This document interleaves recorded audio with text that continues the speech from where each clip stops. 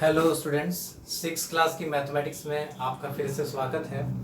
बच्चों, अपन लोगों ने सेकंड चैप्टर शुरू कर दिया था होल नंबर्स, और सेकंड चैप्टर में आज मैं एक्सरसाइज 2.2 की शुरुआत कर रहा हूँ। बच्चों अब तक आपको मैंने होल होल नंबर्स के बारे में पढ़ाया था। होल नंबर्स की आपको मैंने प्रॉपर्टीज़ के बारे में पढ़ाया था कि प्रॉपर्टीज़ क्या क्या होती है इसकी होल नंबर्स की। ठीक है बच्चों, तो आज अपन एक्सरसाइज से इसकी शुरुआत करते हैं। ठीक है बच्चों, और मैं आशा करता हूँ कि आप लोगों ने प्रॉपर्टीज़ आपने अपने सेल्फ स्टडी जरूर की होगी। ठीक है, तो आज अपनी शुरुआत है एक्सरसाइज 2.2। बहुत ही इंटरेस्टिंग क्वेश्चन है। ठीक है, आप जितना मजा लेकर के मैथमेटिक्स को पढ़ते हैं उतना ही मज़ा आपको मैथमेटिक्स भी देगा। आपको भी जितना आप आनंद से करेंगे यही भी आपको उतना ही एंजॉयमेंट देगी मैथमेटिक्स। ठीक है, चलिए तो बच्चों सबसे पहले एक्सरसाइज 2.2 में मैं पहले क्वेश्चन की तरफ आता हूँ।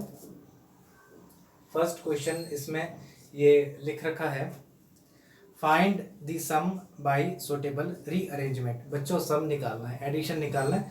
अब ये सुटेबल रीअरेंजमेंट क्या चीज़ है, चलिए देखिए। इसका मैं बी पार्ट लेता हूँ। तो बी पार्ट देखिएगा, इसका क्या है, 1962 प्लस 453, इसके बाद में है प्लस 1538,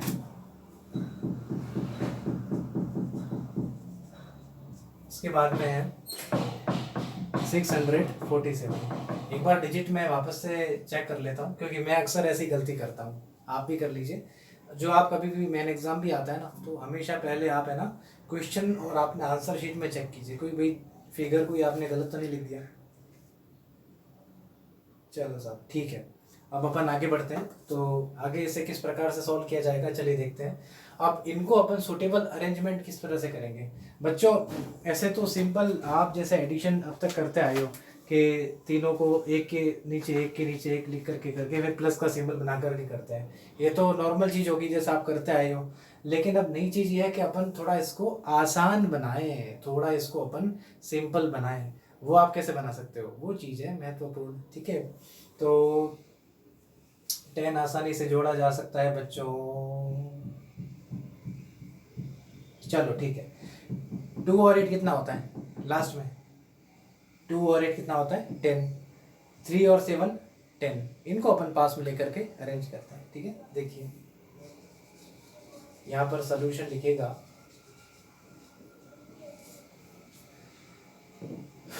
एक बार तो इक्वेशन एज इट इज आप लिख दीजिए। ठीक है, पहले यही होता है जब कभी भी आप क्वेश्चन आता है ना, तो एक बार आप क्वेश्चन एज इट इज लिख दीजिए।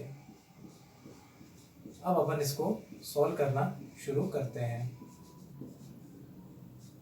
सबसे पहले 1962 है, इसमें आप ऐड कर दीजिए 647। मैं सोचता हूँ कि थोड़ा 10 अगर आ जाएगा तो थोड़ा आसानी से ऐड हो जाएगा। हमारा काम पर्पस क्या है कि हमारा पर्पस है कि थोड़ा क्वेश्चन हमारा आसान हो जाए। ठीक है, इस चीज़ का हमें ध्यान रखना है। सॉरी हाँ, ये 7 नहीं लेना है, 8 लेना है, क्योंकि 2 में 8 आएगा तभी तो ये 0 होगा। तो 1538 मैं यहाँ पर लिख लेता हूँ। ठीक है, और इसके बाद मैं अगला पॉइंट लेता हूँ 453, और इसके आगे ये वाला पॉइंट 647। ठीक है, तो आगे देखिए किस तरीके से ये सॉल्व किया जाता है।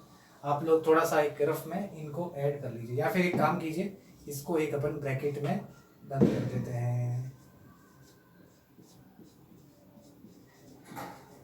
ब्रैकेट का कोई पर्पज नहीं, बस आपने इनको अलग अलग किया, हमारा काम आसान हो जाए, मेन चीज़ ये है। दोनों को ऐड कर दीजिए, फिर बाद में जो भी आएगा उसे ऐड कर देंगे। अब रफ काम थोड़ा सा अपन कर लेते हैं एक साइड में, रफ में ही करना उसको। ठीक है, फेयर नहीं करना है।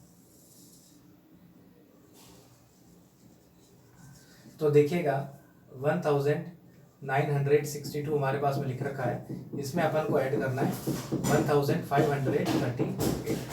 2 और 8 कितना हो गया, 10 हो गया। 10 का 0 लग गया, 1 का कैरी यहाँ पे लग गया, खाने वाली कैरी नहीं भाई, ध्यान रखियो। 1 एंड 6 हो गया 7, 7 एंड 3 10, फिर से 1 का कैरी लग गया, फिर 9 और 1 10, 10 और 5 15, 1 कैरी यहाँ पर लग गया, 1 2 3, तो 3500 तो आपका आ जाता है यहाँ पर। ठीक है, अब अगला काम है इस को जोड़ना, इस टर्म को जोड़ना। तो ये क्या लिख रखा है बच्चों, 453 और दूसरा 647, 3 and 7 10, 0 यहाँ लगे, कैनिमल लगे, 1 और 5 6, 6 और 4 10 की 0 आ गया, 1 यहाँ पर लग गया, ठीक है, 5 6 और 5 11, तो ये 1100 आ जाता है। ब्रैकेट खोलते ही मतलब एडिशन का रिजल्ट जरूरी नहीं ब्रैकेट, ठीक है। अब सिंपल देखिए एडिशन करने का तरीका क्या है, 2 0 है, 2 0 आगे रख दीजिए और 35 और 11 को ऐड कर दीजिए, कितना आता है, ये आता है 4600, ये इसका आंसर है, ठीक है। एक बार आप लोगों को ये क्वेश्चन मैं दोबारा से समझाता हूँ। हमारे पास में एक क्वेश्चन दे रखा था, तो हमें रीअरेंजमेंट, सुटेबल रीअरेंजमेंट करना है, तो उस मतलब क्या है कि थोड़ा आसान हो जाए, उन चीज़ों को अपन पास पास में ले लेते हैं। तो इनको 10 बना करके मुझे आसान लगा, तो 1962 को और 1538 को मुझे लगा कि ये आसान है, तो इनको एक तरफ कर लिया। फिर इसके बाद में 453 और 647 इन दोनों को अपन ने एक साथ में ले लिया। इनको ऐड करने से 3500 आया और इनको ऐड करने से 1100 आया और दोनों आसानी से ऐड हो गए। खाली 00 को मैं रख दिया, फिर 35 और 11 को ऐड कर दिया, तो 46 आ गया। ये शॉर्टकट तरीके हैं, मैं आपको बता, जैसे आप ऐड करो तभी कोई दिक्कत नहीं है। जैसे मैं 3500 को ऐड करता हूँ और साथ में क्या कर, इनकी 0 वाली डिजिट कॉमन है ना, ये क्यों, क्योंकि मैंने मैथ्स की खूब सारे क्वेश्चंस किए हैं, इसलिए मुझे प्रैक्टिस हो गई भाई, जो भी रिजल्ट है 00 यहाँ पर आ जाएगा, फिर ये 6 आ गया, ये 4 आ गया, ठीक है। तो ये अपने अपने तरीके, जैसे जैसे आप लोग मैथ्स के क्वेश्चन ज़्यादा से ज़्यादा करेंगे, आप इस तरह से आसानी से आप क्वेश्चन सॉल्व कर सकते हैं, ठीक है बच्चों। अब मैं अगले क्वेश्चन की तरफ चलता हूँ। ये वाला क्वेश्चन आप नोट कर लीजिए, ये वाला रफ है, नोट करना चाहिए नोट कर लीजिए, पर ये एक साइड में करना, ठीक है, कोई दिक्कत नहीं है। मेन आंसर शीट आती है जब एग्जाम का टाइम आता है, और एग्जाम के टाइम में अगर आपको इस तरह की क्वेश्चन अगर सॉल्व करने पड़े, तो आपको क्या करना है, रफ पोर्शन जो आपको आंसर शीट मिलती है ना, उसके बैक साइड में आप रफ वर्क लिखिए और फिर वो रफ वर्क कीजिए और उसे काट दीजिए एक बार, मतलब लंबा सा काट दीजिए, ऐसे अपन को काम करना है, ठीक है बच्चों। अगले क्वेश्चन पर चलते हैं।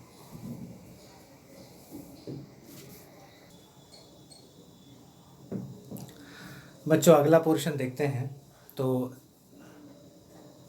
एक मिनट कैमरा ठीक कर देता हूँ थोड़ा सा।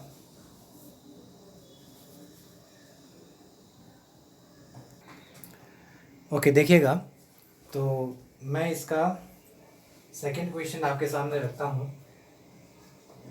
तो सेकंड क्वेश्चन देखिए क्या है, find the product bye suitable rearrangement. हमें प्रोडक्ट निकालना है बच्चों, सम का मतलब ऐड करना, ठीक है, एडिशन सब्ट्रैक्शन सम के अंदर आता है, आई मीन वो प्लस माइनस वाला केस है, सम एडिशन को कहते हैं और प्रोडक्ट कहते हैं मल्टीप्लिकेशन को, ठीक है।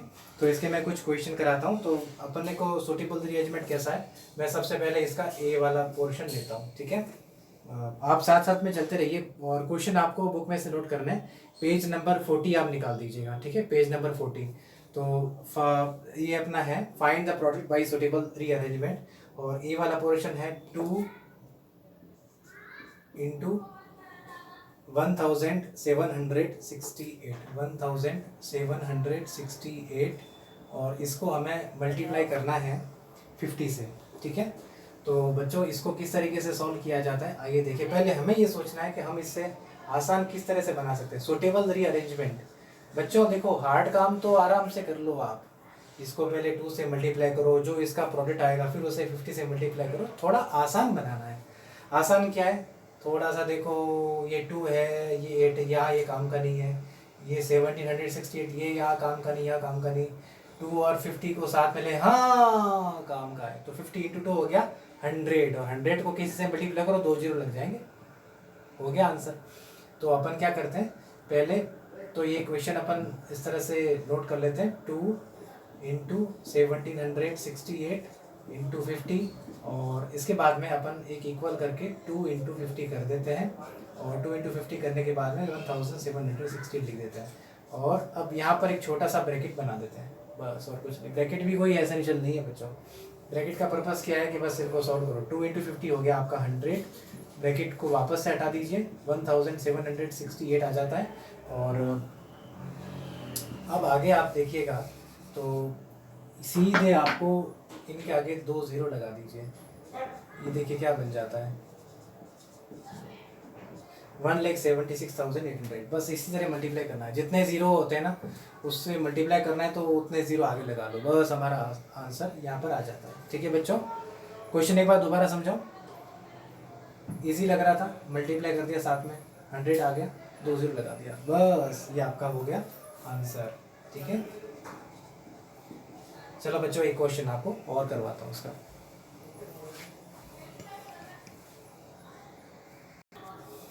अब अपन एक काम करते बच्चों, मैं इसके अगले क्वेश्चन की तरफ आता हूँ। आपको मैंने फर्स्ट पार्ट करवाया था, मैं सी वाला पार्ट करता हूँ। ठीक है, तो सी वाला पोर्शन देखिए क्या है, 8 इंटू 291 इंटू 125। सॉल्यूशन सबसे पहले लिखेंगे, एक बार वापस से इसको लिख लेंगे, 8 इंटू 291 इंटू 125, और एक बार अपनी बुक में से क्वेश्चन देख लेंगे कि गलत तो नहीं लिखा है। ठीक है, मेरी आदत है, मैं ऐसा कहता हूँ अपने स्टूडेंट से। चलो ठीक है बेटा, अब अपन थोड़ा सा इसको आसान बनाने के लिए क्या करते हैं कि अब देखिए 8 इंटू 291 तो बहुत बड़ा, थोड़ा ज़्यादा आ जाएगा, कॉम्प्लिकेट भी हो जाएगा, तो 291 और 125 भी बहुत बड़ा आंसर आ जाएगा। ये 125 टू 8, 125 और 125 कितना होता है 250। ठीक है, और 250 को आप 4 से मल्टीप्लाई करो 1000, मतलब इस तरह से हम तो देखो आगे से आगे कैलकुलेशन कर लेते हैं, क्योंकि हम तो रात दिन यही काम करते रहते हैं। तो मेरे कहने का पर्पस ये है बच्चों कि अगर 8 और 125 को आप साथ में कंबाइन करके मल्टीप्लाई करेंगे तो आपको सीधे 1000 मिल जाएगा और इसका आंसर आ जाएगा। ठीक है, 8 इंटू 125 इंटू 291, और 8 इंटू 125 होता है 1000। ठीक है, और 1000 को 291 से मल्टीप्लाई करने का क्या तरीका है, 29 में लिख दीजिए, कितने जीरो है 1 2 3, 1 2 3, ये हो गया इसका आंसर 2,91,000। ठीक है, आसान है बच्चों। एक क्वेश्चन और अपन करते हैं, इस पोर्शन, इस ब्लैक बोर्ड को मैं थोड़ा सा इस साइड में कर लेता हूँ। ठीक है, तो अब इसका सी पार्ट करने के बाद में मैं इसका ई पार्ट पर आपको लेकर के चलता हूँ। देखिएगा ई पार्ट क्या कहता है, 285, मुझे इसको मल्टीप्लाई करना है 5 इंटू 60। एक बार क्वेश्चन देख लेता हूँ, सही है, चलो ठीक है बेटा। अब यहाँ पर बच्चों क्या करना है,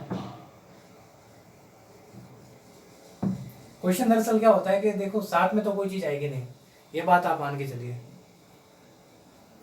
अब ये 285 और 5 का कॉम्बिनेशन नहीं है, 5 और 60 का कॉम्बिनेशन हो सकता है। ठीक है, तो अपन एक काम करते हैं, 285 को छोड़ देते हैं और एक छोटे से ब्रैकेट में 5 और 60 को मल्टीप्लाई करके अपन लिख देंगे उसको। ठीक है, देखिए कैसा आता है इसका आंसर।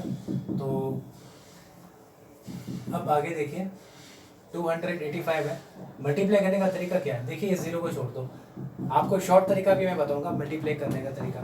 तो 6 5 से कितना आता है 30 आता है ना, 30 लिख दो। अब 10 यहाँ पर है, यहाँ जीरो नहीं है तो टोटल 10 है, 10 लगा दिए, 300 आ गया। अब अपना रफ में जो काम रहता है ना, रफ में काम अपना क्या रहेगा भाई, सिंपल आपको 3 से मल्टीप्लाई करना है, 285 को आप 3 से मल्टीप्लाई कर दीजिए। ठीक है, कितना आएगा 5 3 से 15, 1 कैरी लग गई, 8 3 से 24 और 125 हो गया, फिर यहाँ पे 2 कैरी लग गई, 2 3 से 6 और 2 8, 855 यहाँ पर आ गया। तो बच्चों इसका आंसर क्या होगा 855 और 2 0 लगा दीजिए, 85,500 इसका आंसर आएगा। ठीक है बच्चों, आपको क्वेश्चन में दोबारा से एक्सप्लेन करता हूँ। पहले 5 और 60 को मल्टीप्लाई कर दिया, 300 आ गया। ठीक है, फिर 285 को 300 से मैंने मल्टीप्लाई कर दिया, तो मुझे 85,500 इसका आंसर मिला है।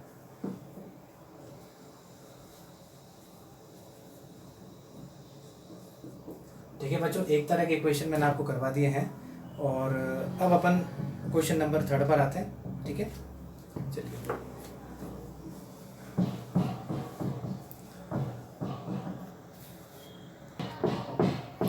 बच्चों, अगला पार्ट करते हैं हम लोग। तो अब आगे आप देखिएगा, मैं क्वेश्चन नंबर 3 लेता हूँ।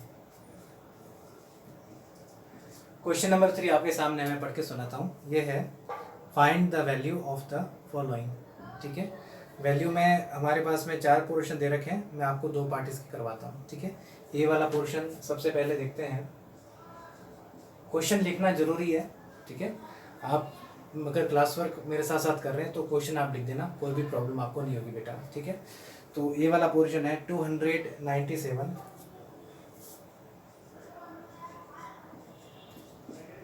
इंटू 17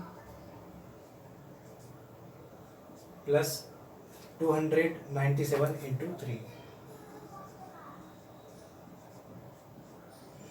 ठीक है बच्चों, डिस्ट्रीब्यूटिव प्रॉपर्टी, वो एक प्रॉपर्टी का नाम है डिस्ट्रीब्यूटिव प्रॉपर्टी, वो अपन इस्तेमाल करेंगे। ठीक है, आपको लिखने की जरूरत नहीं कि कौन सी प्रॉपर्टी है, बस यहाँ पर मैं लिख देता हूँ सॉल्यूशन, और एक बार वापस से इस क्वेश्चन को मैं एज इट इज लिख देता हूँ। कभी भी क्वेश्चन आता है ना, तो एक बार आपको जो क्वेश्चन है एज इट इज आपको लिखना है। ठीक है बेटा, अब ऐसे तो तरीका क्या है कि इन दोनों को अलग अलग आप सॉल्व करो फिर करो तो बहुत टाइम लगता है, पर हमें यहाँ पर कोई ट्रिक इस्तेमाल करनी है। बच्चों देखो, आपको मैं छोटी सी बात बताता हूँ। अपने कई बार ऐसा होता है कि जो पुराने ताले होते हैं, तो चाबी लेकर के हम जाते हैं, तो ये भी कोशिश करते हैं, ताकत लगाते हैं ताला खोलने की, तो बड़े कहते हैं बेटा इशारे से खोलेगा। हमारे मारवाड़ी में तो ये कहते हैं इशारे से खोलो ताले को। ठीक है, तो बच्चों इसमें इशारे से खोलने का मतलब क्या हो गया, ट्रिक इस्तेमाल करो। यार ये आसान कैसे हो सकता है, कैसे होगा आपको के सर, अभी तो आपको तो सब आता है भाई, मुझे सब आता है, तो मैं भी आपकी तरह स्टूडेंट था। वैसे ही तो नहीं हो भाई, पानी में उतरना पड़ेगा, फिर तैरना सीखेंगे, गाड़ी चलाएंगे, साइकिल पर बैठ करके फिर कभी निकलेंगे तब साइकिल चलनी आएगी, ऐसे ही होता है। तो कुछ नहीं करना, 297 इंटू 17, 297 इंटू 3, यहाँ बीच में प्लस लगा हुआ है। 297 आप यहाँ पर ले लीजिए कॉमन, यहाँ पर जब आप कॉमन ले लेंगे यहाँ पर क्या बचेगा, 297 हटा दिया 17। ठीक है, एक्चुअल में बच्चों 17 नहीं बचता है। देखो मैं आपको एक तरीका बताता हूँ, क्योंकि अभी आपको मैं शॉर्टकट में बता भी दूँ तो आपको आगे जाकर की प्रॉब्लम इससे हो सकती है। एक्चुअल में यहाँ पर पता है क्या बचता है, इधर बचता है 1। ठीक है, 1 इंटू 17। ठीक है, फिर प्लस लगा दीजिए, और ये हो गया 1 इंटू 3, ये चीज़ अंदर बचती है। ठीक है, 297 अपन 297 1 आता है ना, इसलिए 1 यहाँ पर मैंने लिखा है। अब आगे देखिएगा, 297 में यहाँ पर रख देता हूँ 1 इंटू 17 और 1 इंटू 3 इक्वल टू 3। अब आपका आसान हो गया क्वेश्चन, इतना कि बस आप देखते रहिए। 17 प्लस 3 कितना होता है, ये हो गया आपका 20। इसका मतलब क्या है, ब्रैकेट खोलो तो सीधे आपको इसे मल्टीप्लाई करना पड़ेगा, और मल्टीप्लाई भी करना कोई आपको इतना कॉम्प्लिकेट नहीं है बच्चों। कारण ये है कि सीधा आप 2 से मल्टीप्लाई कर दो, 20 से मल्टीप्लाई तो अपना हो ही जाता है। ठीक है, एक थोड़ा सा मैं यहाँ पे एक रफ पोर्शन लेता हूँ। रफ पोर्शन क्या है कि 297 को आप सीधे 2 से मल्टीप्लाई कर दीजिए। 7 2 14 आता है, 1 यहाँ पर मैं कैरी लगा देता हूँ। 9 2 18, 18 और 1 19, 1 यहाँ पर फिर से कैरी लग गया। 2 2 4, 4 एंड 1 5, 594 यहाँ पर आ जाता है।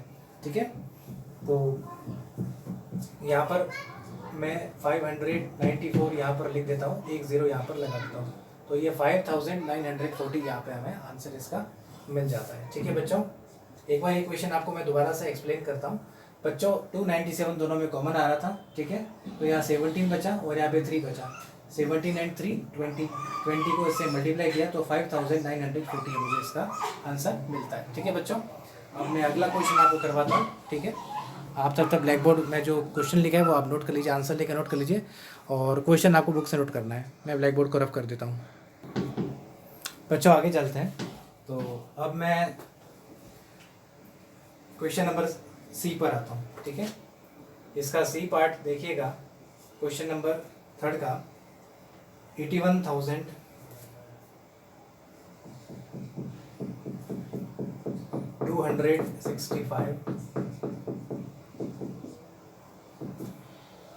इंटू 169, इसमें सब्ट्रैक्ट करना है 81,265 इसको मल्टीप्लाई करना है 69 से। बच्चों अब आप कहोगे कि सर इसमें माइनस है कभी इंटू है, तो अपन इंटू को ही मल्टीप्लाई को ही पहले सॉल्व क्यों करें, सब्ट्रैक्शन पहले क्यों नहीं करें। तो बच्चों इसके लिए मैं आपको जैसे अपनी पिछली क्लासेस में भी आपको समझाया करता था कि हम लोग एक बोर्ड मास का रूल लेते हैं, ठीक है। तो बोर्ड मास का रूल का मतलब क्या होता है आप लोगों को आज मैं फिर से एक बार एक्सप्लेन कर देता हूँ बोर्ड मास के रूल के बारे में, ठीक है। बोर्ड मास एक क्रम होता है, एक सीक्वेंस होता है, उसी सीक्वेंस में हम लोग क्वेश्चंस को अपन सॉल्व करते हैं, ठीक है। देखिएगा BODMAS, पहले ब्रैकेट को सॉल्व करते हैं, फिर डिवाइड करते हैं, फिर मल्टीप्लाई, फिर एडिशन, फिर सब्ट्रैक्शन, ये प्रोसेस होता है, ठीक है बच्चों। तो 81,265 यहाँ पर भी है, 81,265 यहाँ पर भी है, तो ये आप कॉमन आ जाएगा। एक बार तो मैं सॉल्यूशन लिख के पूरा जो क्वेश्चन एक बार वापस से लिख लेता हूँ, कॉपी कर लेता हूँ।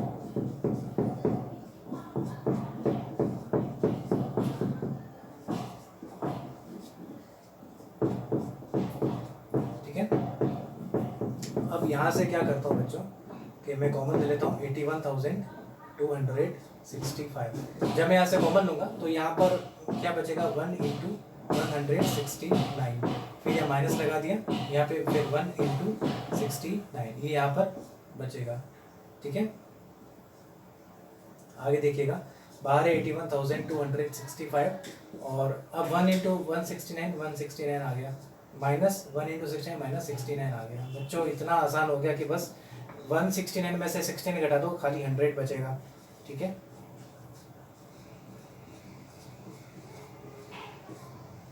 बस मल्टीप्लाई करना है इसको, इसका मल्टीप्लिकेशन तो बहुत ही आसान है मेरे हिसाब से, मैं लिखूँ उससे पहले ये बता दोगे 2 0 आगे लगाने हैं, 2 0 है ना बच्चा 100 इसलिए, तो ये क्या आता है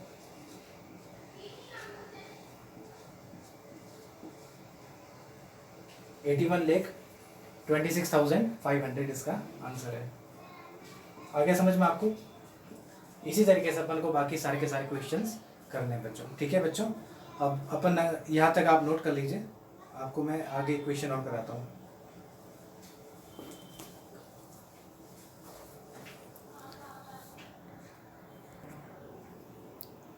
बच्चों एक क्वेश्चन नंबर हम 4 पर चलते हैं। वैसे इसमें 4 पार्ट है, सारे एक तरीके के ही हैं और कुछ अलग है तो आपकी प्रैक्टिस उससे आसान कर देगी, ठीक है।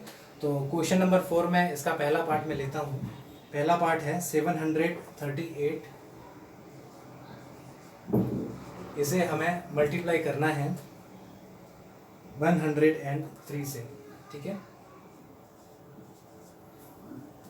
देखिए हमारा पर्पस है इस क्वेश्चन को थोड़ा सा हम आसान बना दें, ठीक है। यहाँ पे सॉल्यूशन में लिख देता हूँ, तो थोड़ा आसान मुझे ये लगता है 100 + 3 इसको लिख लेते हैं, ठीक है। ये सारा डिस्ट्रीब्यूशन प्रॉपर्टी से संबंधित है तो कोई दिक्कत की बात नहीं है। तो 738 यहाँ पर लिख दिया और ये हो गया 100 + 3, ब्रैकेट बना दीजिए आसान रहेगा, ठीक है। एक मिनट मैं क्वेश्चन वापस एक बार लिख लेता हूँ। आप कभी भी इस तरह करते हैं तो एक बार क्वेश्चन को आपके लिए वापस लिखना ज़रूरी होता है, ठीक है। तो यहाँ पर देखिएगा 738 आ गया, इंटू करके ब्रैकेट ले लीजिए और 100 + 3 कर दीजिए। 100 + 3 से क्वेश्चन आसान हो जाएगा। अभी इसको आपको अलग अलग मल्टीप्लाई करना पड़ता है लेकिन ये आसान हो जाता है। अब 738 को जब ब्रैकेट ओपन करेंगे तो पहले 738 100 से मल्टीप्लाई होगा, फिर प्लस लगेगा बीच में, फिर 738 3 से मल्टीप्लाई होगा। कैसे होगा देखिएगा, 738 है, इसको 100 से मल्टीप्लाई कर देते हैं, ठीक है।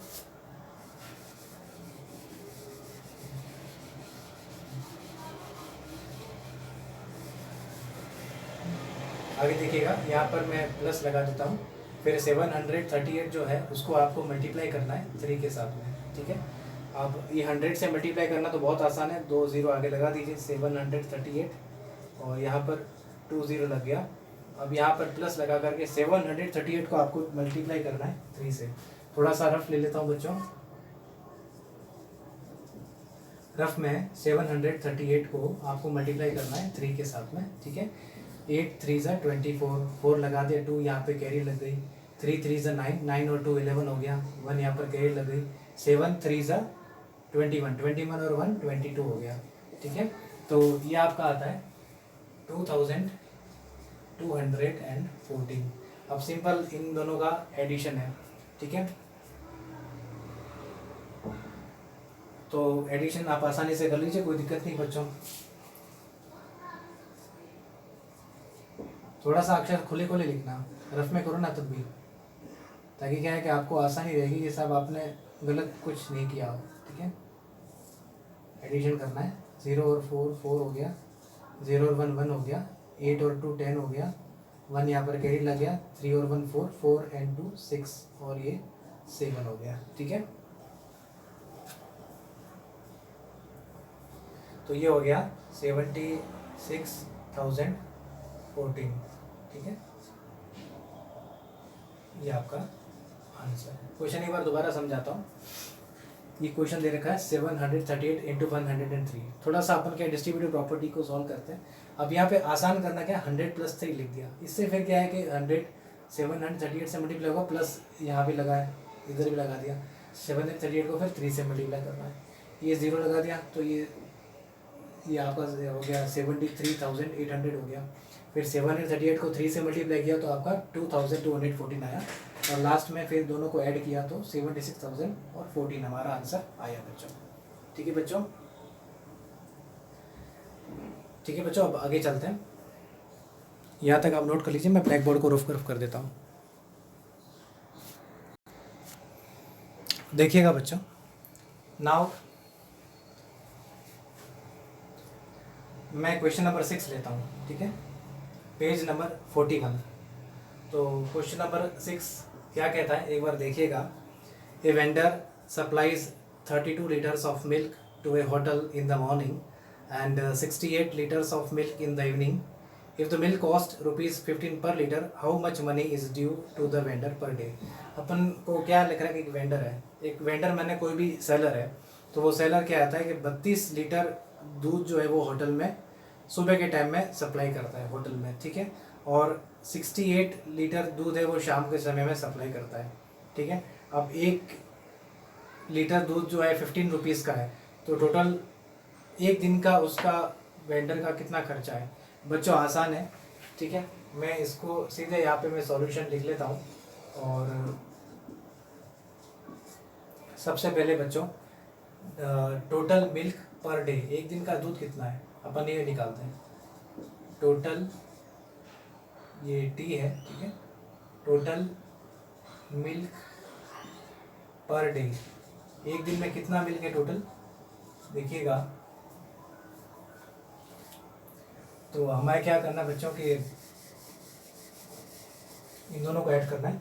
सुबह में कितना 32 लीटर 32, और शाम को 68, दोनों को ऐड कर दीजिए, कितना आता है 8 and 2 10, 7 8 9 10, 100 लीटर जो है। यहाँ पे एक आपके पास नोटबुक में स्पेस मिलता है, लीटर लिख देना, LTR लिख देना। ठीक है, total milk per day 32 + 68 = 100 litre हो गया। और अब ठीक है, अब यहाँ पर लिख लेते हैं कॉस्ट ऑफ मिल्क। अब कॉस्ट कितनी होगी पर डे के हिसाब से, तो वो क्या होगी बच्चों, इक्वल के नीचे इक्वल लगा दीजिए, 100 को आप मल्टीप्लाई कर दीजिए 15 के साथ में। ठीक है, तो कितना हो जाएगा 1500, 15 पर 2 0 लगा दीजिए, 1500 रुपीज़। ठीक है, या फिर पहले आप रुपीज़ लिख दो, या इस तरह का सिंबल बना दीजिए। ठीक है, ये रुपीज़ का सिंबल है। ठीक है, बस ये इसका आंसर है। ठीक है, आगे क्वेश्चन का सेंटेंस आप लिख सकते हैं, हेंस ₹1500 मनी, बुक है, सेंटेंस कुछ भी नहीं है बच्चों, जो बुक में आपके दे रखे वही सेंटेंस सबसे बढ़िया सेंटेंस है। Hence ₹1500 money is due to the vendor per day.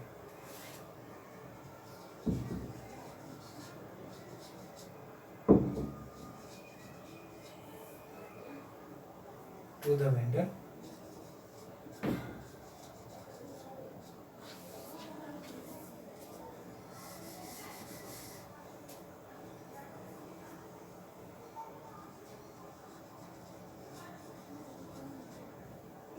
Per day.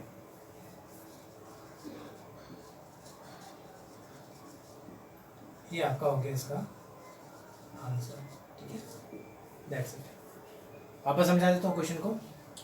सुबह 32 लीटर, शाम को 60 लीटर, एक दिन का टोटल 100 लीटर मिल्क हो गया। 1 लीटर आपका 15 रुपीज़ का है, तो आप मल्टीप्लाई कर दीजिए, 1500 आ जाएगा, तो 1500 अपना आंसर है। ठीक है बच्चों, आज अपनी एक्सरसाइज को मैं यहाँ पर कंप्लीट करता हूँ। आज का होमवर्क आप नोट कर लीजिए बच्चों।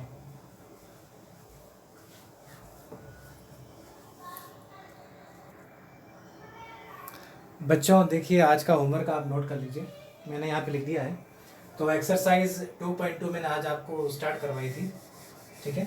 एक्सरसाइज 2.2 का जो आपका पोर्शन है, फर्स्ट क्वेश्चन का ए पार्ट मैंने जो नहीं करा है, क्वेश्चन सेकंड में BDF जो मैंने नहीं करा है, क्वेश्चन 3 में BD और क्वेश्चन 4 में BCD, ये आपको आज आपका होमवर्क है, आप मैथ्स में ये करके लाइएगा, ठीक है बच्चों। वैसे अगर सारे कर पाए तो मुझे बहुत खुशी होगी, पर सारे अगर नहीं कर पाते हैं समय अभाव के कारण, तो कम से कम इतने क्वेश्चन कर देंगे, छोटे छोटे क्वेश्चन है, और जितने ज़्यादा मैथ्स में भी आप क्वेश्चन करेंगे उतना ही ज़्यादा आपको मैथमेटिक्स में इंटरेस्ट आएगा बच्चों। और अब मैं अपनी क्लास को विदा लेता हूँ। तो बच्चों, आज की क्लास में मैथ्स की यहाँ पे कंप्लीट करता हूँ। थैंक यू वेरी मच बच्चों, have a good day ahead.